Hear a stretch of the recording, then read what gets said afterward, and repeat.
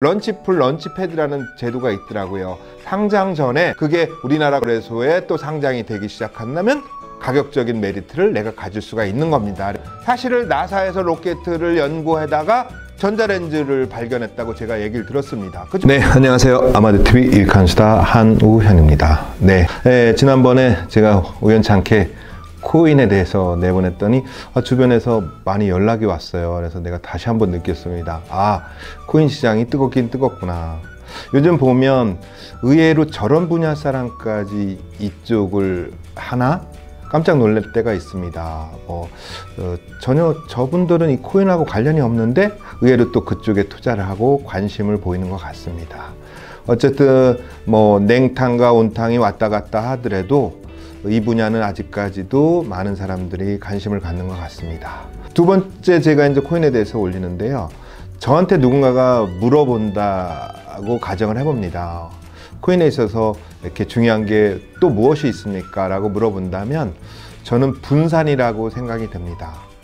제가 아는 그 선배님이 어떤 A라는 코인을 소개를 해드렸어요. 근데 그분 같은 경우는 A에 100%를 다 집중하시더라고요. 그래서 제가 그거보다는 이렇게 분산 투자하라고 계속 권유를 했는데 하다 보면 한쪽이 넘어 떠버리면 모든 걸 정리해서 그쪽에다가 올인할 수가 있습니다. 근데 영원한 것은 없거든요. 물론 내가 올인한 몰빵한 코인이 떨어졌을 때 반에 반토막이 나버리니까 딴 사람이 불안한 게 아니라 본인이 불안을 해서 결국은 그 코인을 팔게 되거든요. 그러니까 내가 왕창 크게 한방 하려고 하지 말고 좀 적은 수익을 내더라도 분산 투자하는 게 원칙이라고 생각합니다. 그래서 너무 욕심을 내지 말고 나의 코인을 분산 투자하라. 분산 투자하는 어떤 방법론에서 권하고 싶은 게 있다면 요즘 사실 안정성도 중요하기 때문에 코인이 주식보다 안전하지는 않습니다. 더 안전한 건 은행에다 저금을 해놓는 거겠죠. 그렇지만 주식과 코인을 하는 이유는 한마디로 투자입니다. 투자는 리스크가 높은 대신 수익률이 있어요. 그렇다면 코인에 있어서도 같은 코인끼리도 안전성이 있는 게 있다고 봅니다. 그 안전성이 있는 게 뭐예요? 소위 말하는 메이저 코인들이에요. 비트코인을 많이 가지고 있으면 좋겠지만 워낙 비싸고 또 7천만 원에서 1억 되더라도 7천만 원 투자해서 1억 돼도 3천 버는 건데 가지고 있으면 좋습니다. 그렇지만 내가 처음 사업하는 투자하는 입장에서 비트코인을 가질 수 없기 때문에 이더리움 차선책으로 이더리움을 가질 수 있어요. 근데 이더리움 같은 경우도 5만 원이 넘습니다. 그래서 많은 사람들이 이더리움 대안으로 이더리움 클래식을 갖기도 하죠. 그죠? 그렇다면 이렇게 메이저 코인 위주로 70% 정도를 가지고 있기를 권합니다. 메이저 코인 이더리움 클래식도 될 수 있고 리플도 될 수 있고 스텔라 루멘도 될 수 있고 트론도 될 수 있고 이렇게 좀 시총이 큰 거 위주로 이오스도 될 수 있고 퀀텀도 될 수 있고 네오도 될 수 있고 이렇게 시총이 큰 거 위주로 내가 가지고 있는 겁니다. 그리고 또 내가 더 가지고 안전성을 찾는다면 코인베이스에 상장된 코인을 골라서 그거를 가지고 있는 게 안전성이 있다고 봅니다. 왜? 어쨌든 그 코인베이스 같은 경우는 상장을 시킬 때 어느 정도 검증된 코인을 상장을 시키기 때문에 안전성이 높다고 봅니다.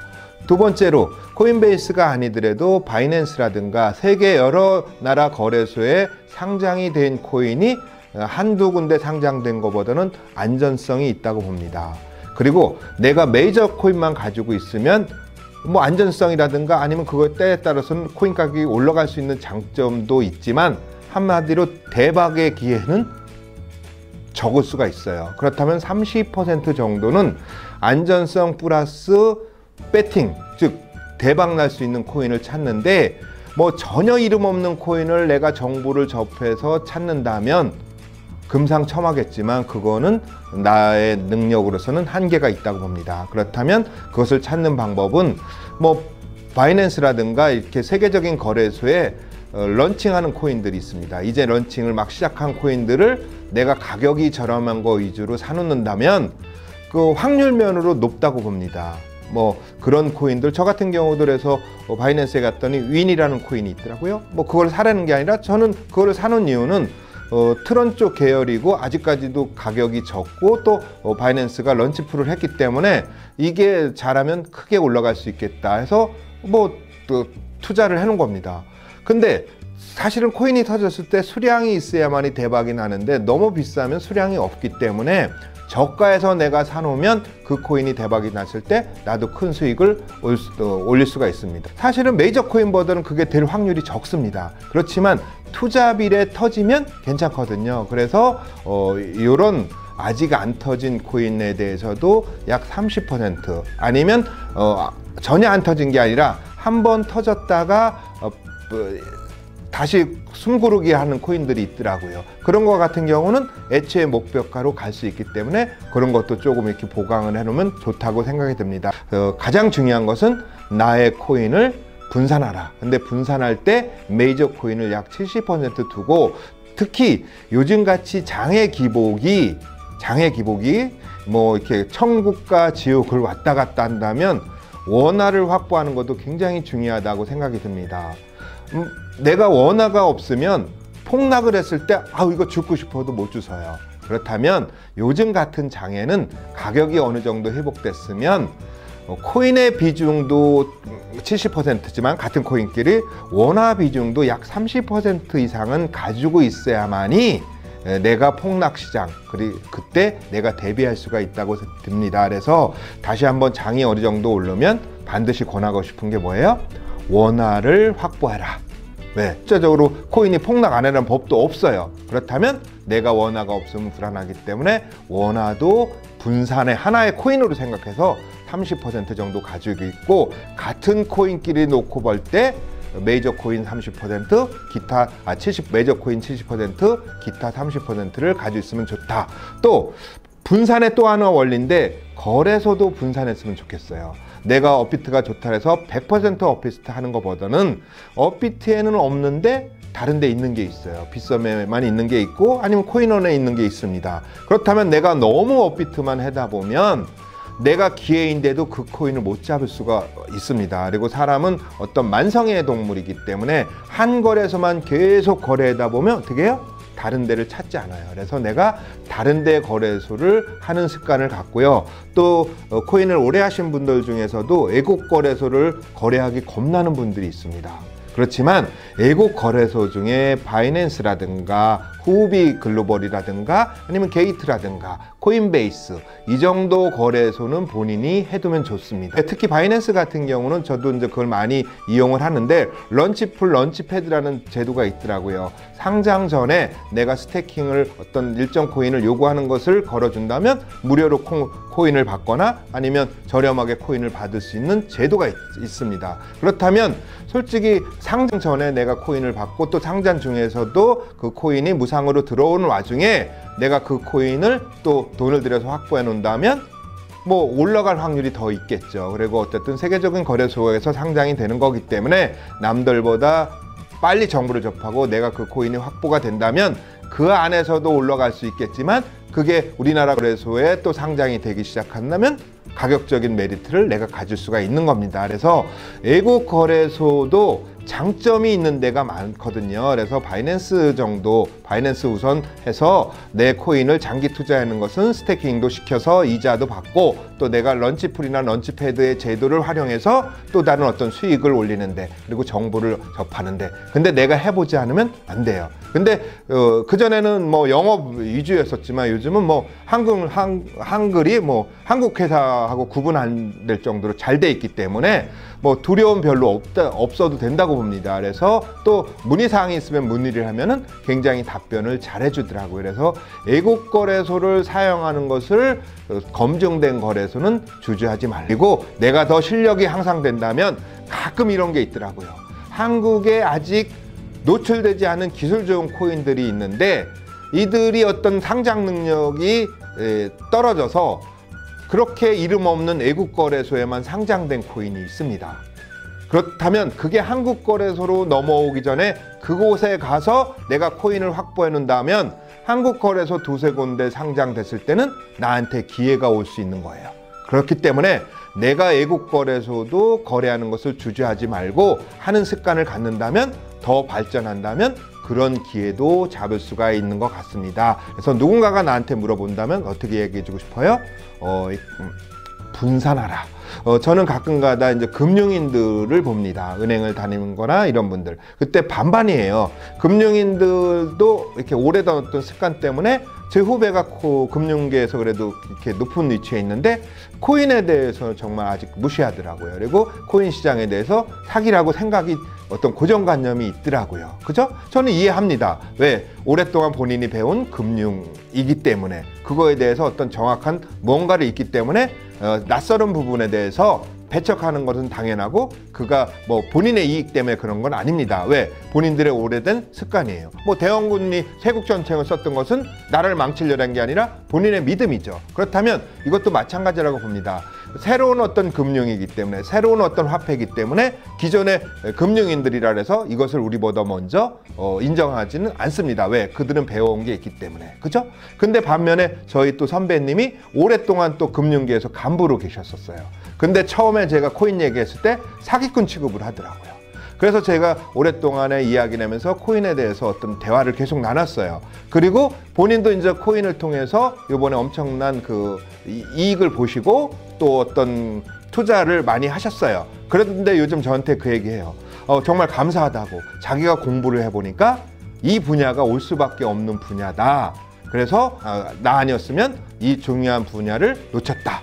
이 분야는 어떻게 갈지는 아무도 모릅니다. 그렇지만 내가 그냥 버리는 것보다는 한 번쯤 공부해서 내가 거기에 빠져서 나의 어떤 현실을 버리지 말고 내가 한 번쯤 공부해서 그것을 기회로 삼든다면 앞으로 메타버스라든가 이런 시대가 오지만 메타버스 안에서도 어차피 블록체인과 가상화폐하고 연결될 수밖에 없는 시대이기 때문에 이 분야를 공부해 놓는다면 도움이 될 것 같습니다. 세상에 원리가 있더라고요. 어떤 원리냐면 사실 나사라는 데가 무작정 그 로켓을 쏴가지고 막대한 돈을 버린 것 같지만 사실은 나사에서 로켓을 연구하다가 전자레인지를 발견했다고 제가 얘기를 들었습니다. 그죠? 전자레인지가 우주인들의 편안함을 위해서 어떤 것을 연구하다가 발견된 게 전자레인지고 또 뭐 요즘 소방서들이 입는 소화복, 불에 타지 않는 옷도 우주 나사에서 개발한 거예요. 그 밖에 나사에서도 엄청 우주 연구를 하다가 실생활에 필요한 것을 개발했습니다. 한때 게임을 하는 아이들한테 부모들이 걱정을 했어요.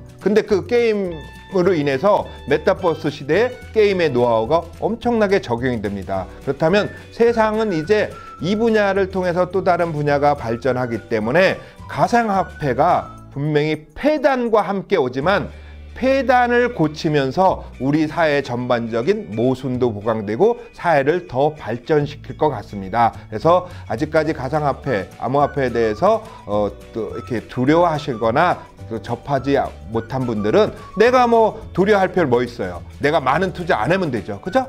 그렇지만 많은 투자를 안 해더라도 한 번쯤 해보고 공부를 해보고 나를 업그레이드 시켜 나간다면 기회인 것 같습니다. 그래서 저번에도 이야기한 것처럼 언론 매체를 참고는 하되 언론 매체를 참고하는데 그게 전부는 아닌 것 같고요. 그리고 유튜브를 보든 뭐를 보든 특정한 방송만 보지 말고 이 방송 저 방송을 다 봐서 그것을 공동적인 이야기는 분명히 정답이라고 생각이 듭니다. 그래서 내가 공부를 하다 보면 나만의 답이 얻을 수가 같습니다. 얼마 전에 일론 머스크가 비트코인에 투자를 한다랬다가 밭보이니 또 말 바꾸기로 했다고 난리가 났었어요. 그 다음날 폭락을 했죠. 그리고 본인의 그 테슬라 회사에서 비트코인을 결제한다 했는데 결제를 안 한다고. 근데 저는 사실 이해가 안 갔어요.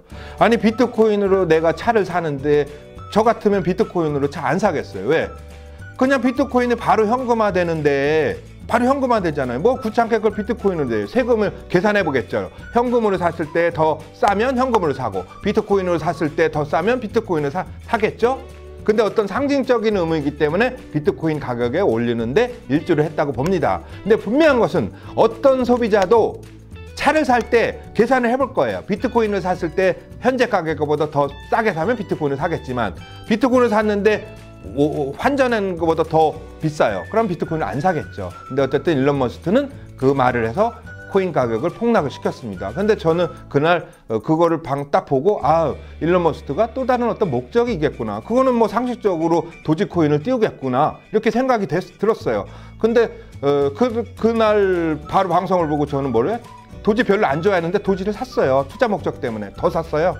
근데 그 다음날 바로 발표를 해보니까 도지가 약간의 폭등을 하더라고요. 결국은 우린 투자자는 내가 여기저기 공부를 해서 어떤 일어나는 현상, 악재가 호재가 될 수 있습니다. 근데 그 악재를 내가 끌려가가지고 나의 불안한 심리 때문에 내가 다 매도를 쳐버리느냐, 아니면 호재라고 생각해서 매수를 쳐버리냐. 그것은 뭐예요? 내가 공부를 해야만이 나만의 믿음을 쌓을 수가 있습니다. 그래서 다시 한번 말씀드리지만 거래소도 분산하고 코인도 분산하고, 그리고 공부의 방법론도 이 사람 저 사람 이 방송 저 방송을 다 보고 나만의 노하우로 만드시기 바라겠습니다. 그렇다면 이 분야는 기회가 될 것 같습니다. 아마도 TV 유스다에서 다시 한번 제가 이야기를 해드렸습니다. 감사합니다. 아마도 TV였습니다. 감사합니다.